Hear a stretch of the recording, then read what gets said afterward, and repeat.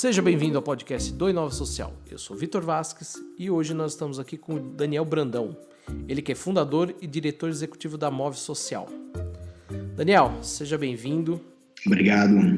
Hoje a gente vai falar sobre um tema que principalmente o pessoal do cenário do impacto social, vamos dizer assim, perde alguns cabelos, né? Que são as métricas e avaliações. Daniel, antes de tudo, queria que você explicasse um pouquinho o que é a Move Social e o que vocês fazem hoje no setor. Legal, Vitor. Bom, primeiro agradeço o convite de participar aqui desse podcast. Acho que é uma oportunidade super legal de conversar sobre esse tema que algumas pessoas perdem os cabelos, né, interagir aí com empreendedores que estão com esse desafio da avaliação. A Move Social é uma empresa também de impacto social, nós somos uma empresa B, né, do sistema B, e que temos como propósito mudar organizações para que mudem o mundo, ou seja, a gente está muito preocupado em fortalecer, em qualificar organizações que trabalham com impacto social, né? Nosso público são organizações, empreendedores, seja um negócio, seja uma fundação, seja uma ONG, pouco importa, desde que ele tenha esse fim social. E esse propósito de mudar organizações para que mudem o mundo, a gente busca perseguir ele, digamos, com dois mecanismos ou serviços principais. Um é o que a gente vai tratar aqui hoje, que é a avaliação, e eu não vou chamar de avaliação de impacto, de resultados, de processo, porque acho que talvez seja um pouco parte da nossa conversa, entender, desmistificar essas diferenças. E a outra, que é o primo da avaliação, que é o planejamento estratégico, né? Eles andam muito juntos na nossa visão, avaliação e planejamento estratégico. Então a gente trabalha fazendo avaliações, apoiando avaliações ou planejamentos, né? Fazendo, apoiando planejamentos, seja na condução ao lado de organizações ou em processo de formação, de escrita, de produção de conhecimento sobre os temas. Esses somos nós. Daniel, eu pelo menos sinto aí, eu já estou há alguns anos, você também está há alguns anos no mercado, né? A gente nunca falou tanto de avaliação de métricas, de indicadores, mas também me parece que a gente segue num terreno um pouco pantanoso, né? Como que você vê um pouco esse paradoxo? Você acha que a gente ainda tem essa discussão, né? De precisamos ter avaliações e métricas, mas também não sabemos como fazer, ou a gente já superou isso, pelo menos aqui no cenário brasileiro? Legal. Eu acho que a gente já superou isso no cenário brasileiro, né?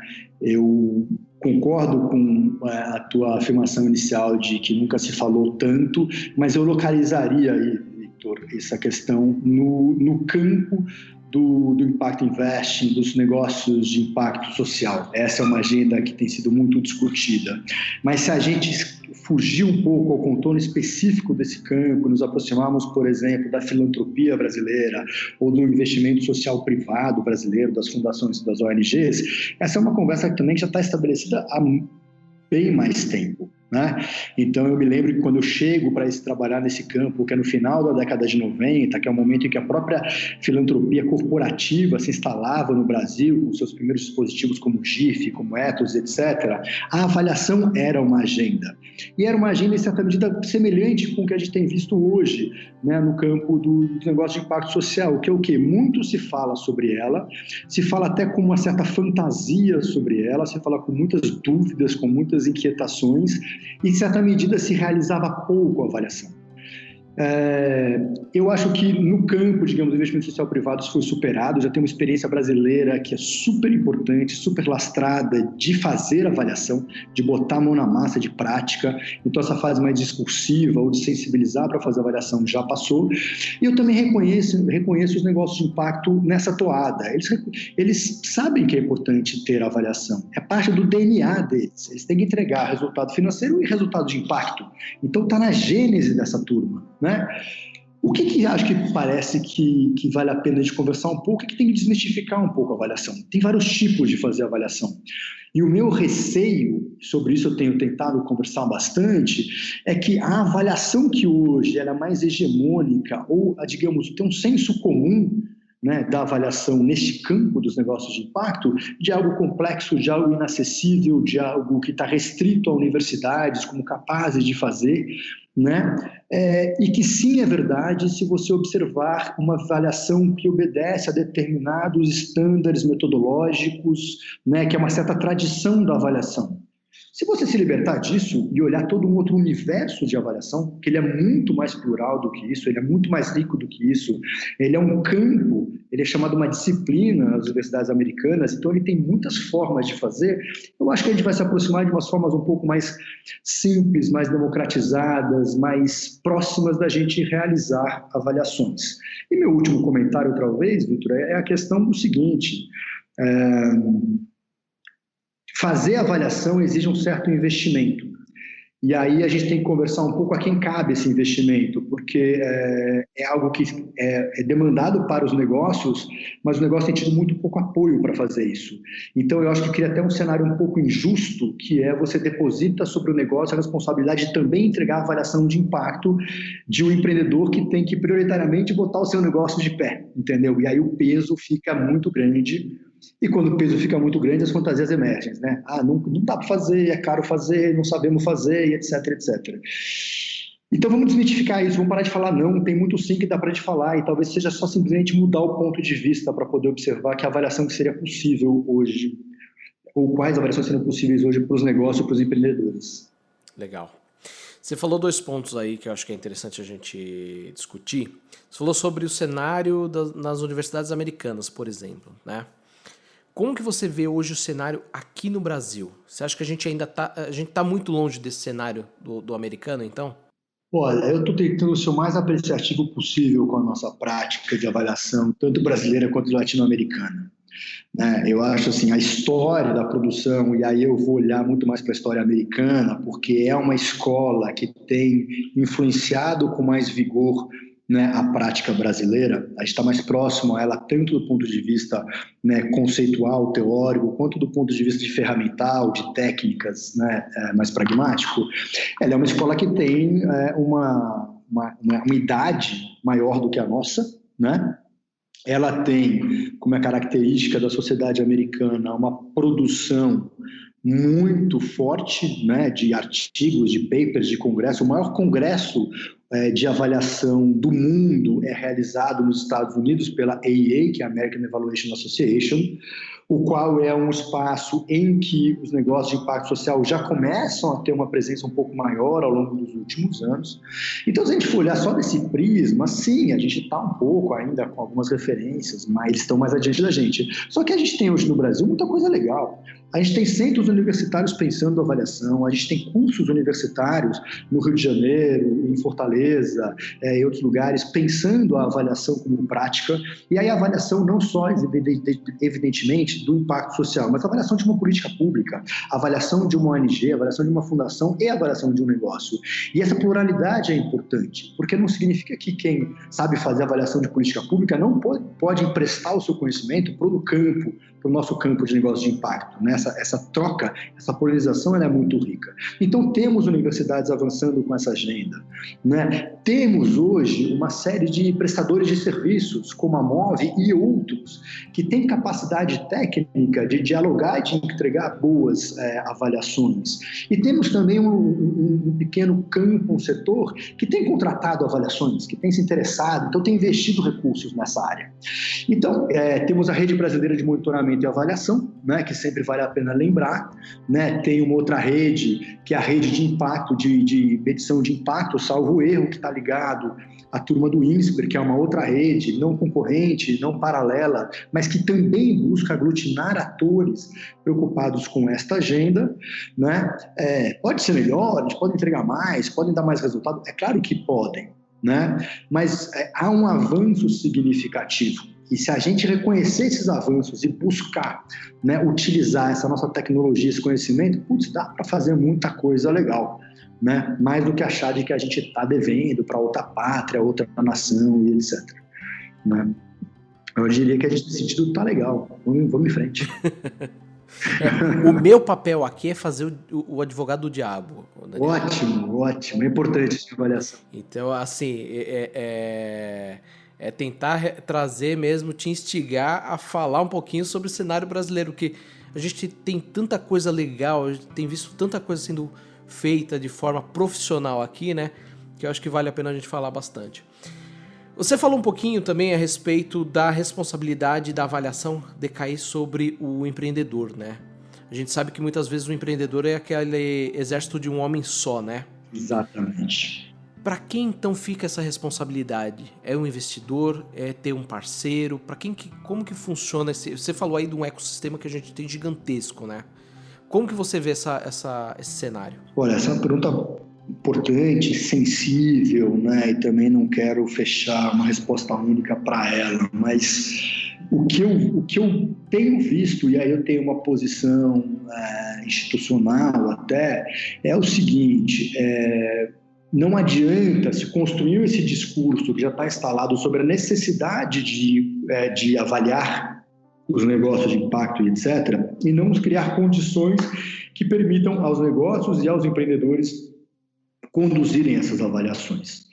E o que eu vi é pouco movimento de investidores, dos funders, de quem tem, né, o recurso financeiro em apoiar iniciativas desse tipo. E eu acho isso radicalmente injusto. Porque eu acredito que o empreendedor, que como você bem colocou, às vezes é um exército de um homem só, que tem uma série de questões para resolver, colocar sobre ele a atribuição única e específica de que ele precisa viabilizar do ponto de vista da articulação técnico-política, digamos assim, que são as pessoas que vão ser envolvidas nisso, as abordagens que vão ser utilizadas, envolver a equipe dele, porque a avaliação exige dedicação do time interno, e ainda ter recursos para investir numa avaliação, porque como qualquer serviço, ela exige recurso, e esse recurso ele pode ser mais barato ou mais caro, a depender da técnica que você vai utilizar, eu acho que não cabe. Eu acho que a gente está falando de um ecossistema em que você tem diferentes partes interessadas e uma das partes é a parte responsável por viabilizar financeiramente exatamente a alavancagem desses negócios. Eu acredito que essa parte também tem uma responsabilidade em viabilizar e alavancar a avaliação de impacto para observar se aquele projeto de fato, né, pode se, né, dizer como um negócio que está transformando o mundo, que está atingindo seu propósito e etc. Então, eu diria assim, é uma responsabilidade compartilhada, Vitor. Não é nem só do empreendedor, mas também é dele. De quem mais? Também do investidor, também é dele. Eu acho que esses dois players são fundamentais, a avaliação vai nascer de um bom acordo entre essas outras partes. Articulam-se outras, né, aceleradoras, universidades, mas é como parceiros. Eu vejo nessa dupla inicial a potência para, de fato, alavancar avaliações. Só que eu faço um último comentário, talvez para fechar esse meu raciocínio, que é o seguinte: a gente tem que tomar um certo cuidado, porque nem todo projeto precisa ser avaliado. E talvez essa frase signifique até um contrassenso desse discurso que você inaugura a conversa, o qual eu reconheço que ele existe, e quase que é um mantra que se coloca hoje, que todo negócio precisa ser avaliado. Eu acho que a gente tem que discordar desses mantras, né? Qualquer senso comum ele é perigoso. E por que discordar desse mantra, Vitor? Pelo seguinte: porque um negócio ou uma organização ela tem fases de desenvolvimento. Tá? Então, você pode ter um projeto que é muito early stage. O negócio ele está se constituindo ainda. Ele está trabalhando ainda as suas coisas mais fundamentais. O que você vai avaliar nessa fase?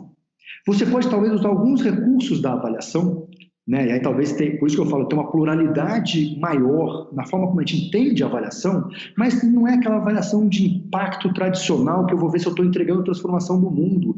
Não, você pode fazer, depois talvez a gente fale disso, uma teoria de mudança, você pode fazer uma aproximação dos seus clientes para ver em que medida que o teu negócio tem relevância para eles.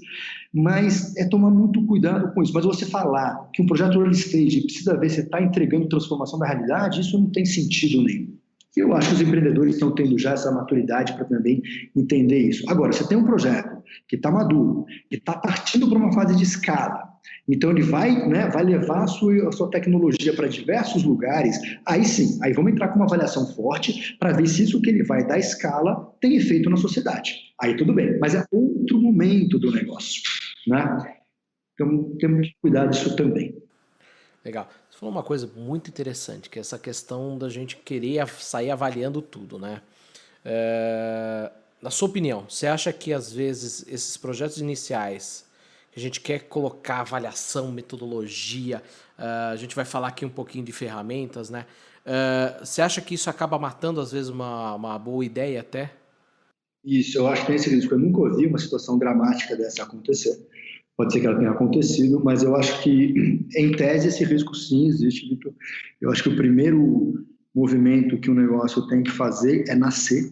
E quando ele nasce com o espírito empreendedor, que evoca o espírito do pioneiro, o cara que se joga quase numa aventura para fazer uma coisa nova, ver ao mundo, ele precisa de liberdade, ele precisa de criatividade, é um processo artístico, ele precisa de muita coragem para enfrentar essas coisas todas. E dentro disso, você já querer depositar sobre esse ombro um repertório de metodologias, de cobrança, de demanda. Algumas coisas podem ajudar demais. Né? Mas a gente teria que ter um pouco de cuidado, né? Um pouco de cuidado para não depositar muito peso em algo que no seu movimento inicial precisa de leveza e de velocidade. Daniel, você falou aqui um pouquinho sobre teoria de mudança. Eu queria que você explicasse rapidamente aqui para quem está ouvindo, que ainda não conhece o que é essa metodologia de avaliação. E aí eu já queria te acompanhar aqui te fazendo uma pergunta. Você vê que essa metodologia, ela hoje se tornou como que a gente pode dizer, a suprassumo das metodologias de avaliação de impacto? Como que você vê isso? Legal. Teoria de mudança, de fato, é um trending topic aí geral, muita gente falando disso. E não é um fenômeno brasileiro, é um fenômeno global, isso que a gente tem observado, né? E o que é a teoria de mudança? Vamos lá. A teoria de mudança é uma ferramenta, tá? Basicamente é uma ferramenta que ajuda a construir, como eu gosto de dizer, a narrativa de impacto do negócio. Tá? E o que é essa narrativa de impacto? Você vai colocar ali o que você vai fazer, né? Para quem você vai fazer, o teu público, o teu cliente, o teu stakeholder, tem vários nomes para isso, né? O que isso você vai fazer vai gerar em termos de produtos, de outputs, como é chamado, e o que vai chamar em termos, o que vai gerar também em termos de resultado e de impactos, de transformação na sociedade. Então, só que ela coloca-se de uma maneira bastante didática e muito articulada esses itens todos que eu coloquei, e de uma maneira também sintética, simples, que você visualmente consegue ter uma clara, né, visão do movimento que o negócio quer fazer para transformar uma realidade, para transformar a vida de determinado público ou comunidade. Por isso que eu chamo que é a narrativa de impacto. Outros nomes também que funcionam para as pessoas entenderem isso é a cadeia de valor do negócio, né? Você vai agregando valor, gerando resultados, um resultado causa outro, tem uma relação causalidade muito importante na teoria de mudança.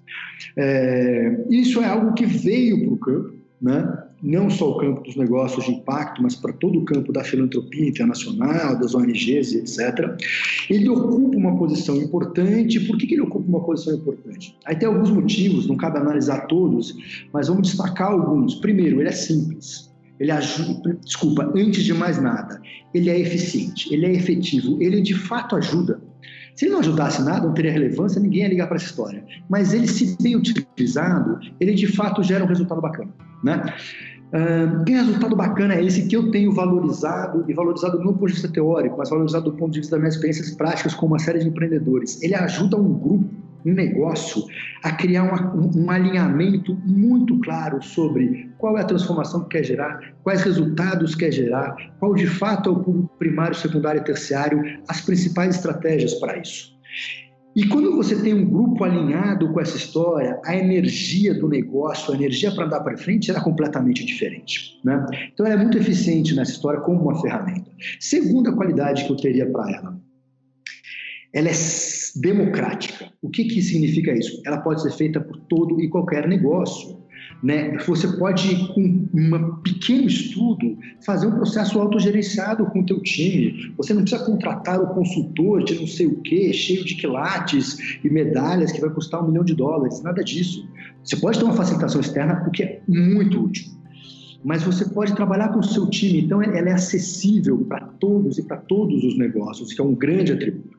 Tá? E um outro elemento que eu gostaria de destacar nela, talvez os últimos dois, é a simplicidade, né? O que faz com que ela seja democrática também é a simplicidade. A gente consegue entender, conseguimos ler, conseguimos utilizar com diferentes tipos de público, com diferentes linguagens, de diferentes formas, né? Ela não tem muito pirotecnia metodológica, né? E o último elemento, que eu acho esse elemento muito contemporâneo, é o elemento de uma narrativa visual. A ideia é que ela se transforme em algo que é quase uma imagem, é um desenho. Quando você dá um Google de teoria de mudança, você vê uma série de diagramas, de imagens com setas. Isso é uma síntese, que você consegue, ao olhar uma simples imagem, entender um pouco essa narrativa de impacto. E no mundo, né, contemporâneo que vivemos, em que o texto vai perdendo espaço para a imagem, esse é um atributo que eu valorizo bastante, né?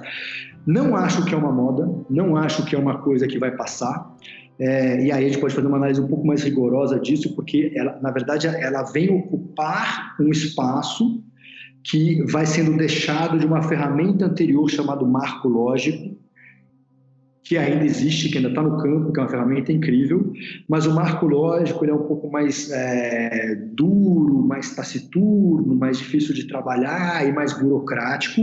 Por vários motivos, ele perdeu um pouco de espaço na cena desta gestão, o que favoreceu que a teoria de mudança, esse é um dos motivos, não só o único, favoreceu muito na teoria de mudança, ela viesse se apresentando como alternativa para isso. Mas o que eu quero dizer com isso é que tanto o marco lógico quanto a teoria de mudança, eles querem responder perguntas fundamentais, que é essa, qual que é a lógica do teu negócio, qual que é a narrativa de impacto? Isso não é uma moda e não pode ser uma moda, tá? Ela pode se transformar daqui a pouco em alguma coisa parecida, mas essa pergunta é uma pergunta perene e fundamental. E por isso que eu acredito que ele não é uma moda, porque essa pergunta vai existir sempre, e a teoria de mudança sempre vai nos ajudar a responder essa pergunta. Então ela vai estar aí, vai nos acompanhar nos próximos anos, com certeza. Você falou então que ela vai seguir. Então vamos falar um pouquinho sobre futuro, tá? Como que você vê essa área de avaliação e mensuração de impacto, principalmente Brasil, tá? Qual que você acredita que sejam os próximos passos, então?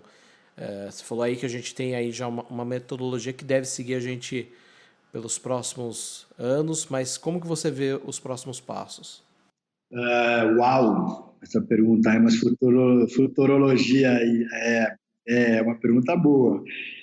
Olha, as hipóteses que eu tenho, vamos lá. Primeiro, na verdade, antes de avançar em hipótese, eu fecharia com uma reflexão, porque isso também tem a ver com o próximo passo, que tem uma iniciativa da qual a gente teve a oportunidade de participar, com o apoio do ICE, com a parceria com o SenseLab, com uma série de empreendedores, feita no ano passado, que fez nascer algo que eu coloco como próximo passo, que nós chamamos de modelo C, né? C de modelo completo. E o que esse modelo quer fazer? E se você der um Google com cmodel.co, CO mesmo, code colaborativo de completo, você vai achar todo um ferramental que orienta isso, que é uma ferramenta que está preocupada em, e aí eu vou falar um pouco, responder mais objetivamente a tua pergunta, Vitor, em integrar a teoria de mudança com o modelo Business Canvas Model, que é um modelo de plano de negócios, tá?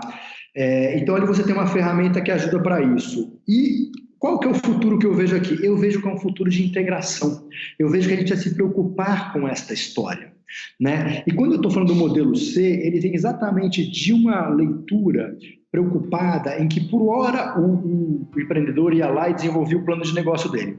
Né? Que no Business Canvas tem uma série de perguntas super legais, de qual que é teu público, qual que é a agregação de valor que você tem. Aí depois ele vai lá numa outra sala e trabalha com a teoria de mudança, separado. E a teoria de mudança tem um monte de pergunta que conecta com isso, qual que é a agregação de valor, qual que é teu público. E a preocupação é que não tem sentido porque o negócio é um só, então a gente tem que ver isso conectado. Como é que eu conecto o plano de negócio com a teoria de mudança? É algo único. O modelo C vem trabalhar. Ao mesmo tempo, nós tivemos um debate recente com apoio muito interessante da turma da Vox Capital, que era isso, assim, a teoria de mudança ela é parte também de um ecossistema do negócio. Então, como é que a teoria de mudança conecta com o propósito da organização e como é que está explicitado na teoria de mudança? Como é que ela conecta com o business model? Eu já falei, mas como é que ela conecta com um planejamento estratégico de médio a longo prazo da organização? Como é que ela conecta com isso, que também é um buzz no nosso campo, né? Outro trending topic aí, que são os OKRs da organização. Então, essas conexões, Vitor, eu acho que é algo necessário, é quase que eu estou fazendo uma reivindicação de uma necessidade de um futuro integrado, que a gente não olha essas coisas de uma maneira separada. E talvez a outra coisa que eu coloco aqui para me alongar na resposta são duas. Primeiro, a gente parar de fantasiar que a avaliação é uma coisa específica só para alguns, etc. O que significa o segundo ponto que eu trato, que é a gente entender a pluralidade que existe no campo da avaliação, as diversas formas que existem de avaliar e que determinada forma pode ser a mais adequada para o meu momento do negócio e as capacidades de investimento, de tempo e recursos que eu tenho. Fechando esse raciocínio, eu trago a problematização de um grande autor da avaliação, que é o Michael Patton, em que ele vem disputar um conceito que é muito forte no campo da avaliação, que é de padrão ouro. O padrão ouro é defendido por algumas escolas que tem um rigor metodológico muito forte, que só se você tiver tal rigor metodológico específico, você tem uma avaliação padrão ouro. Eu acho isso uma coisa absolutamente arrogante. E o que o Michael Patton vem colocar, que é o que eu gostaria que todos os empreendedores e empreendedoras que escutam a gente, aceleradores, etc., compreendessem, é o seguinte: o padrão ouro proposto pelo Patton é a apropriação. É a apropriação. O que significa que a melhor avaliação para o seu negócio é aquela que respeita as condições que existem, o momento do seu negócio e as perguntas fundamentais que ele precisa responder. E não é a metodologia, tá? Mas é o momento que vocês vivem. A gente trazer isso tudo do futuro para um presente seria absolutamente disruptivo e seria incrível a gente daqui a 2 anos já estar olhando essas coisas acontecendo no nosso campo da avaliação. E para a gente finalizar o nosso bate-papo aqui, é rapidinho mesmo, a gente tem muita coisa para falar. Se a gente fosse entrar em metodologia aqui, a gente ia passar a semana falando. Mas se você pudesse dar uma dica do que não fazer e do que fazer nesse campo da avaliação, deixar para quem está nos ouvindo, o que você diria para eles? Legal. Primeiro ponto, sem ser messiânico, né? Mas primeiro acreditar que a avaliação ela pode ser realizada dentro das condições que o negócio tem. Eu acho que é uma coisa de acreditar de fato, entendeu? De parar essa fantasia. O segundo ponto, eu acho que é buscar aí diálogos ou algumas referências que tem uma série de sites, de produções que ajudam você a compreender minimamente, né, o que é isso, o que é essa matéria e como é que ela poderia vir a te ajudar, né? A gente tem feito várias conversas nesse sentido com essa função, simplesmente ajudar empreendedores a compreender um pouco o que pode ser feito. Agora, e também se preparar para a jornada. Eu acho que, observando claramente isso, é como qualquer empreendimento dentro de um negócio, né? Definir um pouco um lugar para isso ter uma liderança, para isso ter um movimento, uma força interna, para que isso possa acontecer. Agora, o cuidado aqui, Vitor, seria o seguinte: a avaliação, ela precisa de um olhar da liderança, né? Ela, não quero que seja centralizado no líder, mas ela é alguma coisa que, se bem feita, pode tocar fortemente o negócio, a sua identidade, o seu propósito, as suas estruturas, a sua estratégia, né? Porque vai mostrar luzes e sombras. Então, ter uma conexão da liderança com a avaliação é algo que faz uma profunda diferença para que ela aconteça com maior ou com menor, né, força e tenha mais resultados e significados aí para quem está interessado nela. Bom, Daniel, queria agradecer a sua participação. Eu acho que a gente jogou uma pequena luz aqui no cenário. Eu acho que tem ainda muito que ser falado. Eu acho que você levantou pontos fantásticos.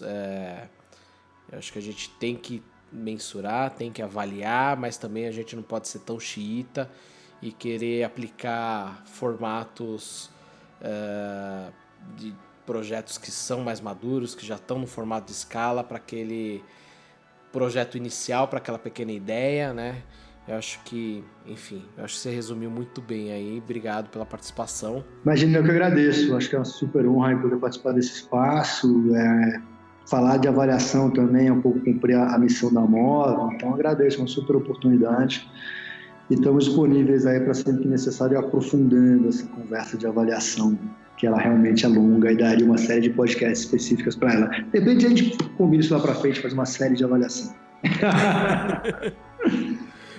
Vamos conversar, que eu acho que tem muita coisa para a gente falar ainda. Daniel, queria agradecer novamente e pro ouvinte, a gente se vê no próximo podcast. Até lá, tchau!